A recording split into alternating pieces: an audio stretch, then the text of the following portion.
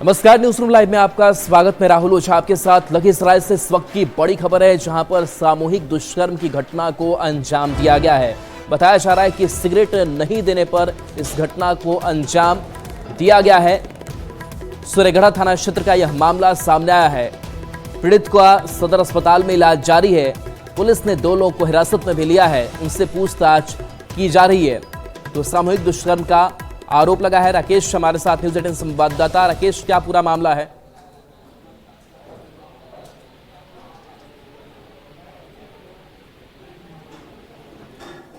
राकेश, क्या पूरा मामला सामने आया? पुलिस की कार्रवाई कहां तक? जी बिल्कुल, देखिए यह बहुत ही शर्मसार करने वाली घटना है कि सूर्यगढ़ा थाना क्षेत्र के नौबतगंज गांव में जो है, नवाबगंज गांव में जो है, देर रात सिगरेट मांगने के लिए 3-4 दबंग युवक जो पीड़ित महिला है उसके घर पे पहुंचे और सिगरेट मांगा गया। महिला ने जब नहीं देने की बात कही, दरवाजा नहीं खोला, तो दबंगों ने दरवाजा को तोड़ के अंदर घुसा और महिला को जो है काफी दूर, घर से जो है काफी दूर ले जाकर बेरहमी तरीके से मारपीट किया। उसके बाद जैसा बताया जा रहा है कि सामूहिक दुष्कर्म का भी मामला सामने आया है।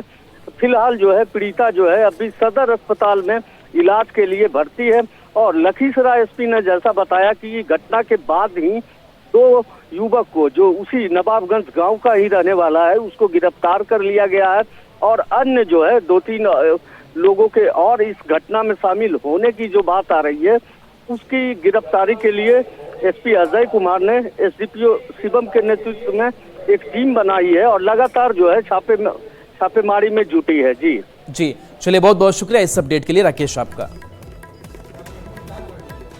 और पटना से बड़ी खबर, जहां स्पेशल विजिलेंस यूनिट ने बड़ी कार्रवाई की है। बता दें कि बेतिया के डीओ पर शिकंजा कसा है। आय से अधिक संपत्ति से जुड़ा हुआ यह पूरा मामला है, जिस पर दबिश टीम की तरफ से दी गई है। बता दें कि बेतिया के डीओ हैं रजनीकांत प्रवीण, जिनके कई ठिकानों पर रेड की गई है। आय से अधिक संपत्ति मामले में छापेमारी चल रही है। विजिलेंस टीम को भारी मात्रा में कैश मिला था। बेतिया, दरभंगा, समस्तीपुर में भी छापेमारी चल रही है। तो देखिए, एसवीओ की छापेमारी अलग अलग जगहों पर और एक्सक्लूसिव तस्वीर आप तक पहुंचा रहे हैं। और देखिए, नोटों की गड्डियां एक साथ इतनी पड़ी हुई दिखाई दे रही है। नोटों के गिनने की मशीन भी मंगाई गई है। लेकिन आप इस कैश लोग को देखकर समझ सकते हैं कि किस तरीके से अकूत संपत्ति जो है वो बेतिया के डीओ रजनीकांत प्रवीण ने बनाई है। वैसे अब स्पेशल विजिलेंस यूनिट की कार्रवाई लगातार जारी है। बेतिया, दरभंगा, समस्तीपुर में इन तीनों जगहों पर लगातार छापेमारी चल रही है। संजय हमारे साथ, न्यूज 18 संवाददाता। संजय, तस्वीरें स्क्रीन पर देख पा रहे हैं, नोटों की गड्डियां ही गड्डियां दिखाई दे रही हैं। क्या पूरा मामला, क्या कार्रवाई? देखिए बिल्कुल राहुल, आज से अधिक शिक्षा पदाधिकारी हैं पश्चिम चंपारण के बेतिया में पोस्टेड हैं, उनके खिलाफ स्पेशल विजिलेंस यूनिट ने उनके कई ठिकानों पर छापेमारी शुरू की है। और जो जानकारी मिली है, इनके पास आय से अधिक तकरीबन 1,87,23,000 से अधिक संपत्ति मिली है। और ये प्राइमा फेसी जो इन्वेस्टिगेशन हुआ, उसके आधार पर इनके खिलाफ स्पेशल विजिलेंस यूनिट ने अपने ही थाने में FIR लॉन्च किया है। उसके बाद छापेमारी चल रही है। जो जानकारी मिली है, रजनीकांत प्रवीण बिहार और शिक्षा विभाग के 45वें बैच के अधिकारी हैं। 2005 में इन्होंने अपना जॉब शुरू किया था और दरभंगा, समस्तीपुर के अलावा बिहार के कई जिलों में शिक्षा अधिकारी के रूप में इन्होंने कार्य किया है। इनकी सेवा की अवधि लगभग 19-20 साल तक रही है। इनकी पत्नी सुषमा कुमारी जो है, पहले कॉन्ट्रैक्ट टीचर थी, लेकिन बाद में इन्होंने सेवा अपना त्याग दिया था और उसके बाद open minds Birla school Darbhanga की डायरेक्टर बन गई और वास्तविक यही उसकी मालकिन है। यह जो स्पेशल विजिलेंस यूनिट के सूत्र है वो बता रहे हैं कि रजनीकांत प्रवीण के अवैध धन से ही यह स्कूल जो है वो संचालित हो रहा है। तो जो अब तक जानकारी मिल रही है, जो सूत्र बता रहे हैं, पटना, दरभंगा, मधुबनी और मुजफ्फरपुर में इनके कई जमीन और फ्लैट प्राइमा फेसी इन्वेस्टिगेशन में इसकी बात सामने आई है, जिसकी कुल कीमत 2,92,92,225 रुपये बताई जा रही है। फिलहाल छापेमारी चल रही है और छापेमारी के बाद क्या कुछ निकल कर सामने आता है ये देखना होगा। और फिलहाल जो स्पेशल विजिलेंस यूनिट की टीम है, इनसे पूछताछ भी कर रही है और उनके जो कागजात जब्त हुए हैं उसके बारे में इनसे जानकारी ले रही है। जी राहुल।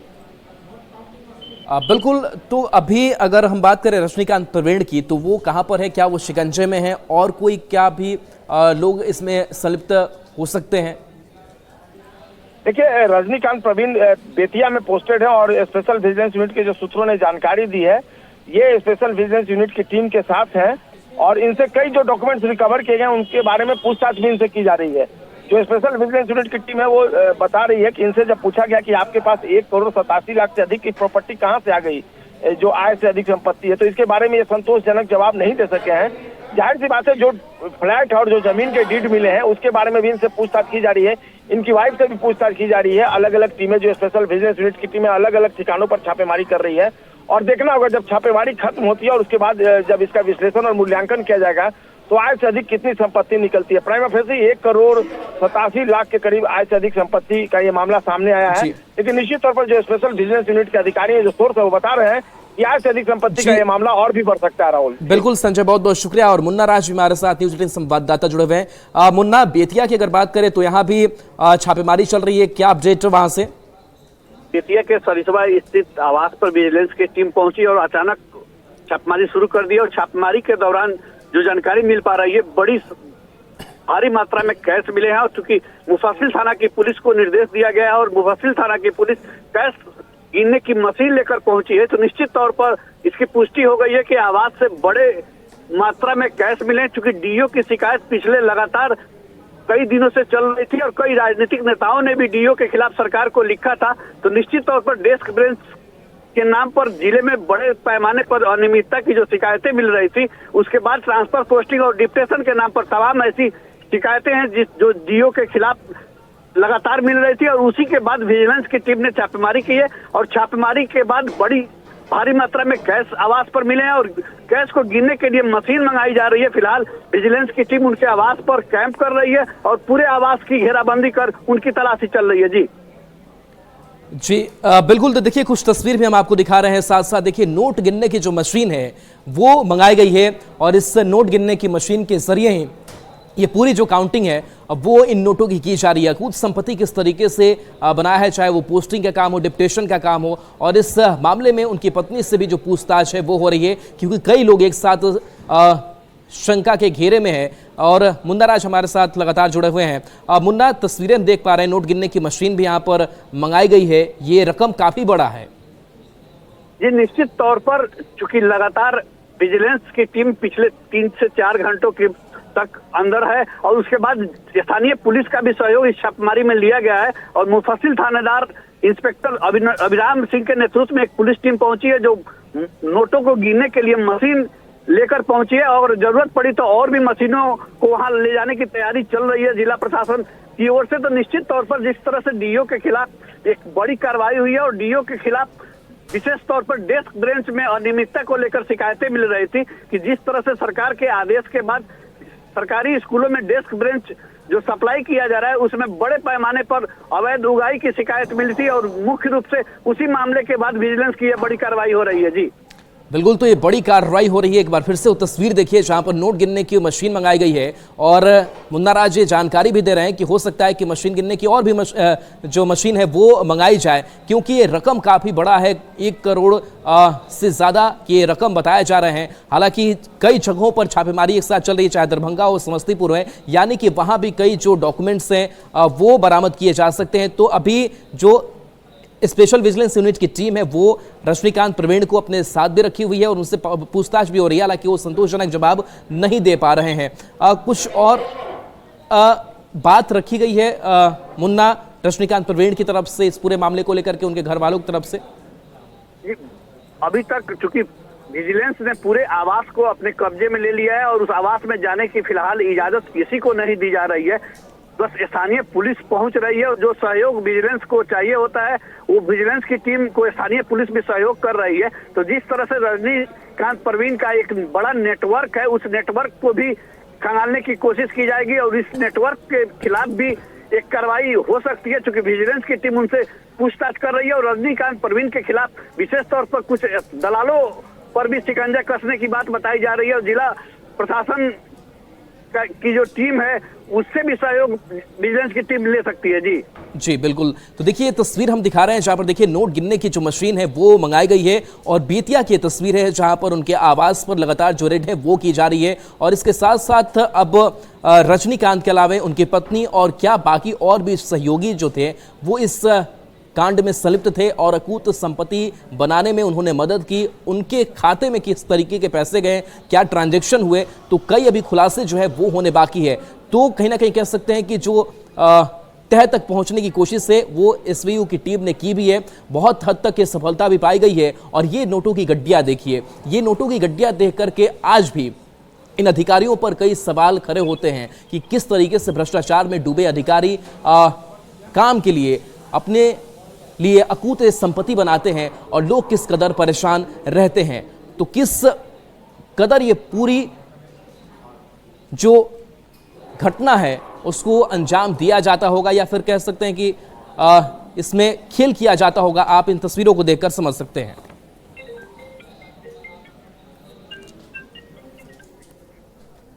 और देखिए, झारखंड से इस वक्त की बड़ी खबर है जहां पर एसीबी की जो पूछताछ है वो हो सकती है। राजस्व कर्मचारी को लेकर के खबर सामने आ रही कि उनसे पूछताछ की जा सकती है।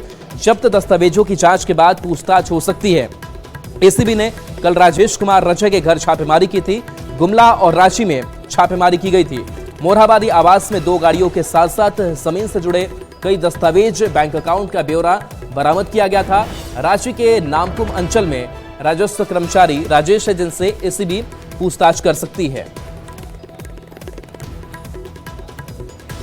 कार्यालयों में फैले भ्रष्टाचार को लेकर एसीबी की कार्रवाई बुधवार को एक बार फिर देखने को मिली। बता दें कि नामकुम अंचल के राजस्व कर्मी राजेश कुमार रजक के 4 ठिकानों पर एसीबी के अधिकारियों ने छापेमारी की। इससे पहले बता दें कि भ्रष्टाचार के आरोप में ही अंचलाधिकारी, जो शहर अंचल के अंचलाधिकारी मुंशी राम थे, उन्हें भी एसीबी ने पिछले दिनों गिरफ्तार किया था। और अब जो है वो नामकुम अंचल के राजस्व कर्मी के खिलाफ शिकंजा कसा है। राजेश कुमार रजक के ठिकानों से एसीबी को कई अहम दस्तावेज जो हैं वो बरामद हुए हैं, जिसमें ज़मीन से संबंधित जुड़े हुए दस्तावेज भी शामिल है। तो वहीं 2 वाहनों के कागजात भी हैं। तो इसके साथ ही बैंक डिटेल्स को भी एसीबी के अधिकारियों ने जब्त किया है। अब पूरे मामले में पड़ताल की जा रही है और हो सकता है कि इन तमाम कागजातों की जांच के बाद राजेश कुमार रजक को पूछताछ के लिए एसीबी कार्यालय बुलाया जा सकता है। रांची से न्यूज़ 18 के लिए ओम प्रकाश। और देखिए, बॉलीवुड से बड़ी खबर है जहां पर एक बार फिर से बॉलीवुड के 3 स्टार्स को धमकी दी गई है। ईमेल के जरिए ये धमकी दी गई है। जो बड़े चेहरे हैं बॉलीवुड के, उन्हें ये धमकी मिली है। बता दें कि पाकिस्तान से ईमेल के जरिए एक्टर कपिल शर्मा, राजपाल यादव, सुगंधा मिश्रा और कोरियोग्राफर रेमो डिसूजा को जान से मारने की धमकी दी गई है। धमकी भरे ईमेल के आखिर में बिश्नोई लिखा है, जिससे धमकी के पीछे लॉरेंस बिश्नोई गैंग के होने का शक जताया जा रहा है। तो देखिए, फिल्म जगत के 3 बड़े कलाकार हैं ये। एक्टर कपिल शर्मा, राजपाल यादव, सुगंधा मिश्रा, ये कॉमेडी के लिए जाने जाते हैं। इसके साथ साथ कोरियोग्राफर है रेमो डिसूजा, उनको जान से मारने की धमकी दी गई है। लेकिन जो क्लू अब तक मिल पा रहा है, और आखिर के ईमेल में विष्णु लिखा हुआ है। और देखिए, इससे पहले भी अगर लॉरेंस बिश्नोई गैंग की अगर बात करें तो इससे पहले भी उनके कनेक्शन जुड़ते रहे कई बॉलीवुड स्टार्स के थ्रेटनिंग को लेकर के। और देखिए, सलमान के घर पर हमला किया गया था, उस वक्त की ये तस्वीरें हम दिखा रहे हैं। बाबा सिद्दीकी की हत्या कर दी गई, जिसमें लॉरेंस बिश्नोई कनेक्शन सामने आया था। सैफ अली खान पर इस बीच हमला होता है, जहां पर एक हमलावर पहुंचता है, चाकू से हमला करता है। और एक बार फिर से देखिए, ये सितारों को धमकी दी गई है और विष्णु आखिर में लिखा गया है। और ऐसे में यह माना जा रहा है कि हो सकता है कि लॉरेंस बिश्नोई गैंग ही हो सकता है। और बोकारो से बड़ी खबर, जहां पर एक मुठभेड़ हुई और मुठभेड़ में नक्सली मारा गया था और अब इस नक्सली की पहचान की जा चुकी है। खबर सामने आ रही है कि दोनों नक्सली पीरटाड के रहने वाले थे। महिला नक्सली शांति और मनोज टुड्डू के रूप में पहचान हुई है। फोटो दिखाकर पुलिस ने परिजनों से पहचान कराई है। कल हुई मुठभेड़ में दोनों नक्सली मारे गए थे। बोकारो में नक्सली मुठभेड़ के बाद सीमावर्ती क्षेत्रों में गिरिडीह पुलिस ने सर्च अभियान चलाया। पारसनाथ में सीआरपीएफ और जैप के जवानों की चहलकदमी बढ़ी है।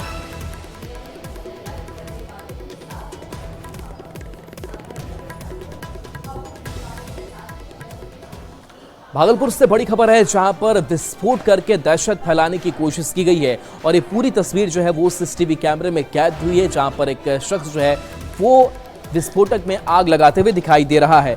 घर के बाहर लगातार 2 बार तेज धमाके किए गए। घटना सीसीटीवी कैमरे में कैद हुई है।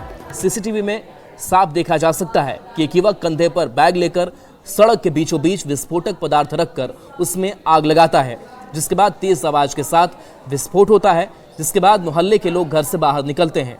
घटना की सूचना मिलने के बाद 2 थाने की पुलिस मौके पर पहुंची है।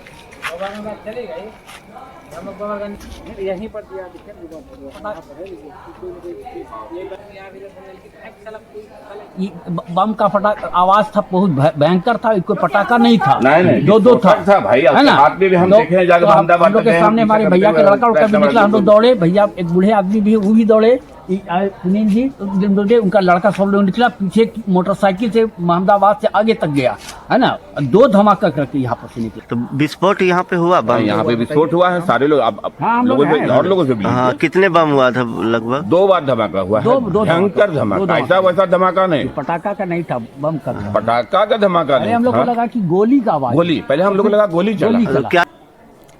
और देखिए, इस घटना के बाद से कई सवाल भी खड़े हो रहे हैं और सवाल ये कि आखिर इस जगह को क्यों लगातार दहशत में डालने की कोशिश की जा रही है। और सवाल ये भी है कि आखिर ये किसकी साजिश है और ये धमाके के पीछे कौन साजिश रच रहा है। और सवाल कि धमाका कराने के पीछे मकसद क्या है।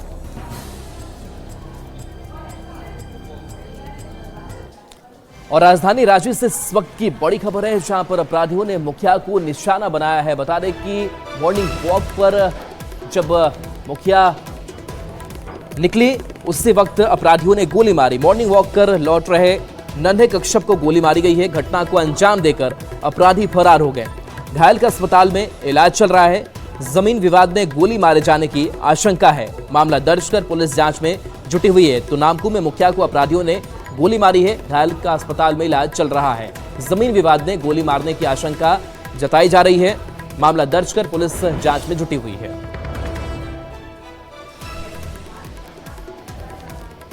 तो देखिए, राजधानी रांची से इस वक्त की बड़ी खबर बता रहे हैं, जहां अपराधियों के निशाने पर मुखिया रहे। नामकू में मुखिया को अपराधियों ने गोली मार दी।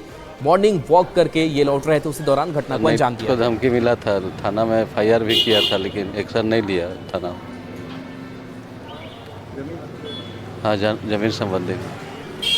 ये अपने गांव के मुखिया है और नन्हे कच्छप इनका नाम है। उम्र लगभग 25 से 30 वर्ष का है। इनके द्वारा बताया गया है कि कोई अज्ञात के द्वारा इन पे गोली चलाई गई है। लगभग ये पहचानते केस का उद्भेदन जल्द हो जाएगा। और अभी ये बता रहे हैं कि कुछ बंटवारों को लेकर इश्यू था, जिसके कारण हो सकता है इस पर गोली चलाई गई हो। तो हम लोग आगे इन्वेस्टिगेट कर रहे हैं इसमें। इनकी स्थिति अभी सामान्य है और अभी जान का कोई खतरा नहीं है। टाटा हावड़ा एक्सप्रेस पर पथराव हुआ था और इस मामले में जो अब एक्शन है वो भी लिया जा रहा है। और जब शीशे टूट गए थे, कई यात्रियों को चोट आई थी उस वक्त, और इस मामले को लेकर के लगातार गंभीरता भी दिखाई गई। जादूगढ़ा पुलिस ने 3 लोग को इस मामले में गिरफ्तार किया है। हावड़ा से टाटा रही स्टील एक्सप्रेस पर पथराव किया गया था। तो जमशेदपुर से बड़ी खबर, अन्य लोगों की गिरफ्तारी के लिए भी छापेमारी जारी है।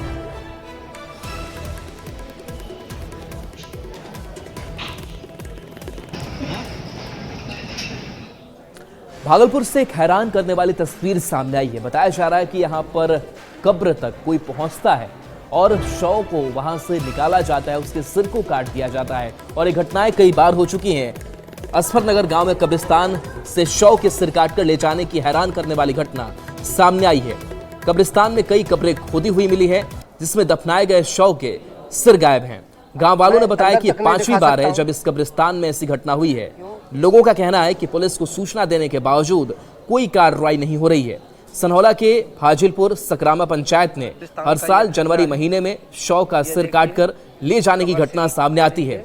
अब पुलिस के सामने बड़ी चुनौती है इस मामले का खुलासा करें। दूसरा है, अब मैं अंदर गालिबन मैं फर्स्ट मरतबा आया हूँ, 1 साल हुआ है मुझे। इससे पहले भी 4 मरतबा हो चुका है, ये 5वां मरतबा।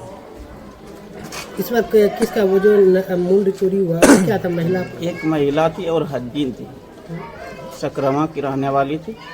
परसों सर फिर एक सर कट गया। मेरी नौनी लगेगी, रिश्तेदार है उसी का। 6 महीना लगभग हुआ था उसको दफन करने से। और महाराष्ट्र के जलगांव में बड़ा भीषण ट्रेन हादसा हुआ और इस ट्रेन हादसे में कई लोगों की कहा गया कि जान भी चली गई। और यह पूरा जो मामला सामने आया उसकी एक हैरान करने वाली विभत्स तस्वीरें जो है वो सामने आई है। 13 लोगों की मौत हो चुकी है, 40 से ज्यादा लोग घायल हुए हैं। हादसे की तस्वीरें रोंगटे खड़े करने वाली है। रेलवे अधिकारियों के मुताबिक यह भयानक हादसा जलगांव के परंडा नाम के रेलवे स्टेशन के पास हुआ। बताया गया कि लखनऊ से मुंबई के बीच चलने वाली पुष्पक एक्सप्रेस में आग लगने की अफवाह फैली थी, जिसके बाद चेन खींचने की वजह से कई लोग घबराकर नीचे कूदे और दूसरी तरफ से आने वाली कर्नाटक संपर्क क्रांति एक्सप्रेस उन्हें कुचलते हुए निकल गई। मृतकों की संख्या बढ़ सकती है। जलगांव में हुआ हादसा बहुत ही दुर्भाग्यपूर्ण है, दुर्दैवी है। मैंने उसकी जानकारी ली हुई है। कलेक्टर, विभागीय आयुक्त, उनसे मैंने बात की है और जो घायल है उनका इलाज तुरंत अस्पताल में उनको हॉस्पिटलाइज करने की सूचना दी हुई है। और चलिए न्यूज रूम लाइव में इतना ही। न्यूज 18 बिहार झारखंड पर खबरें आपके लिए लगातार जारी।